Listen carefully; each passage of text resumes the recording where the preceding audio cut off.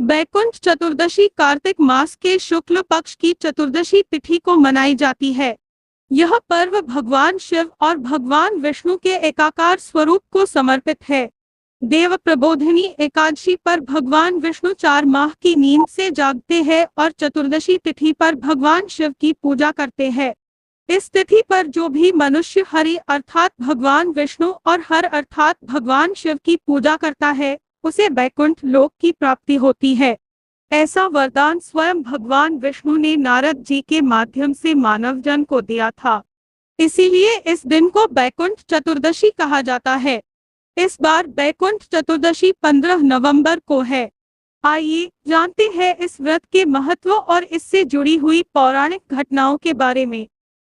हाथ जोड़े हुए आदमी मध्यम हल्की त्वचा टोन हाथ जोड़े हुए आदमी मध्यम हल्की त्वचा टोन हाथ जोड़े हुए आदमी मध्यम हल्की त्वचा टोन हाथ जोड़े हुए आदमी मध्यम हल्की त्वचा टोन हाथ जोड़े हुए आदमी मध्यम हल्की त्वचा टोन हाथ जोड़े हुए आदमी मध्यम हल्की त्वचा टोन हाथ जोड़े हुए आदमी मध्यम हल्की त्वचा टोन हाथ जोड़े हुए आदमी मध्यम हल्की त्वचा टोन हाथ जोड़े हुए आदमी मध्यम हल्की त्वचा टोन हाथ जोड़े हुए आदमी मध्यम हल्की त्वचा टोन हाथ जोड़े हुए आदमी मध्यम हल्की त्वचा टोन हाथ जोड़े हुए आदमी मध्यम हल्की त्वचा टोन बढ़ता दिल हाथ जोड़े हुए आदमी मध्यम हल्की त्वचा टोन।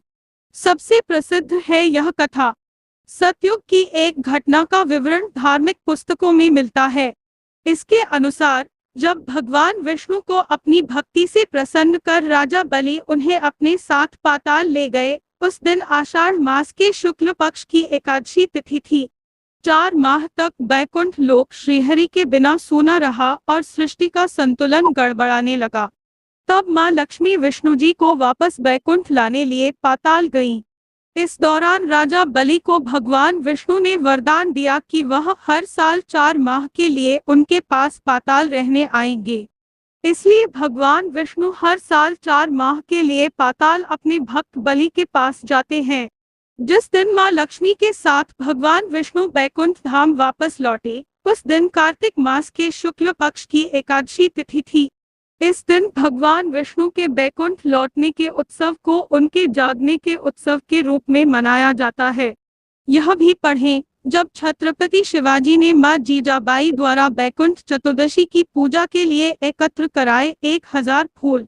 कार्तिक शुक्ल पक्ष की एकादशी तिथि को श्रीहरि जागने के बाद चतुर्थी तिथि को भगवान शिव की पूजा के लिए काशी आए। यहाँ उन्होंने भगवान शिव को 1000 कमल पुष्प अर्पित करने का प्रण किया। पूजा अनुष्ठान के समय भगवान शिव ने श्रीहरि विष्णु जी की परीक्षा लेने के लिए एक कमल पुष्प गायब कर दिया। जब श्रीहरि को एक कमल कम होने का एहसास हुआ तो उन्होंने कमल के स्थान पर अपनी एक आंख कमल नयन शिवजी को अर्पित करने का प्रण किया। जैसे ही श्रीहरि अपनी आंख अर्पित करने वाले थे, वहां शिवजी प्रकट हो गए। त्रिशूलाकार बैज त्रिशूलाकार बैज त्रिशूलाकार बैज त्रिशूलाकार बैज त्रिशूलाकार बैज त्रिशूलाकार बैज त्रिशूलाकार बैज त्रिशूलाकार बैज त्रिशूलाकार बैज त्रिशूलाकार बैज त्रिशूलाकार बैज त्रिशूलाकार बैज त्रिशूलाकार बैज त्रिशूलाकार बैज। शिवजी ने विष्णु जी के प्रति अपना प्रेम और आभार प्रकट किया। साथ ही उन्हें 1000 सूर्यों के समान तेज से परिपूर्ण सुदर्शन चक्र भेंट किया। भगवान शिव के आशीर्वाद और उनके प्रति विष्णु जी के प्रेम के कारण ही इस दिन को हरिहर व्रत पूजा का दिन कहा जाता है। भगवान विष्णु ने वरदान दिया कि जो भी मनुष्य कार्तिक शुक्ल चतुर्दशी के दिन विष्णु और शिव की पूजा एक साथ करेगा, उसे बैकुंठ लोक की प्राप्ति होगी। इसीलिए इस तिथि को बैकुंठ चतुर्थी तिथि भी कहा जाता है। घंटी घंटी घंटी घंटी घंटी घंटी घंटी घंटी घंटी सर्पिल शेर सर्पिल शेर सर्पिल शेर सर्पिल शेर सांप सांप।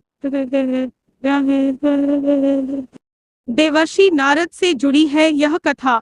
सतयुग में नारद जी देवताओं और मनुष्यों दोनों के ही बीच माध्यम का कार्य करते थे। वह चराचर जगत अर्थात पृथ्वी पर आकर मनुष्यों और सभी प्राणियों का हाल लेते और कैलाश, बैकुंठ लोक और ब्रह्मलोक जाकर चराचर जगत के निवासियों की मुक्ति और प्रसन्नता से जुड़े सवालों का हल प्राप्त करते। फिर अलग अलग माध्यमों से वह संदेश मनुष्यों तक भी पहुंचाते थे। इसी क्रम में एक बार नारद जी बैकुंठ लोक में भगवान विष्णु के पास पहुंचे और उनसे प्राणियों की मुक्ति का सरल उपाय पूछा। तब भगवान विष्णु नारद जी से कहते हैं, जो भी प्राणी मन वचन और कर्म से पवित्र रहते हुए बैकुंठ एकादशी पर पवित्र नदियों के जल में स्नान कर भगवान शिव के साथ मेरी पूजा करता है, वह मेरा प्रिय भक्त होता है और उसे मृत्यु के बाद बैकुंठ लोक की प्राप्ति होती है। रग्बी बारबाडोस का ध्वज पसीना बहने का प्रतीक, पसीना बहने का प्रतीक, पसीना बहने का प्रतीक, छोटी बूंद छोटी बूंद छोटी बूंद, कोहरा कोहरा कोहरा कोहरा कोहरा कोहरा कोहरा। पूजन विधि इस दिन नदी सरोवर में स्नान के बाद नदी या तालाब के किनारे 14 दीपक जलाएं। इसके बाद भगवान विष्णु और शिव की आराधना करें। यदि संभव हो तो शिव और विष्णु जी को कमल पुष्प अर्पित करें। विष्णु सहस्त्रनाम का पाठ करें। घर में पूजा करते समय गंगाजल से मंदिर में छींटे देकर घी का दीपक जलाएं। फिर रोली से भगवान विष्णु का तिलक करें और अक्षत अर्पित करें। साथ ही शिवजी पर चंदन का तिलक लगाएं। मिष्ठान और भोग अर्पित करें। फिर श्रीहरि विष्णु और शिवजी की पूजा, विष्णु सहस्त्रनाम का पाठ और आरती करें। हाथ जोड़े हुए आदमी मध्यम हल्की त्वचा टोन, हाथ जोड़े हुए आदमी मध्यम हल्की त्वचा टोन, हाथ जोड़े हुए आदमी मध्यम हल्की त्वचा टोन, हाथ जोड़े हुए आदमी मध्यम हल्की त्वचा टोन, हाथ जोड़े हुए आदमी मध्यम हल्की त्वचा टोन, हाथ जोड़े हुए आदमी मध्यम हल्की त्वचा टोन, हाथ जोड़े हुए आदमी मध्यम हल्की त्वचा टोन, हाथ जोड़े हुए आदमी मध्यम हल्की त्वचा टोन, हाथ जोड़े हुए आदमी मध्यम हल्की त्वचा टोन, हाथ जोड़े हुए आदमी मध्यम हल्की त्वचा टोन, हाथ जोड़े हुए आदमी मध्यम हल्की त्वचा टोन, हाथ जोड़े हुए आदमी मध्यम हल्की त्वचा टोन, हाथ जोड़े हुए आदमी मध्यम हल्की त्वचा टोन, हाथ जोड़े हुए आदमी मध्यम हल्की त्वचा टोन। शाम के समय 2 बार स्नान कर स्वच्छ वस्त्र पहने और दीपक जलाकर बहते जल में प्रवाहित कर दें। इसे दीपदान कहते हैं। दीपदान करना यदि संभव न हो तो मंदिर में दीपक जलाएं। बुजुर्गों को उपहार देने और जरूरतमंदों की मदद करने से लाभ मिलता है।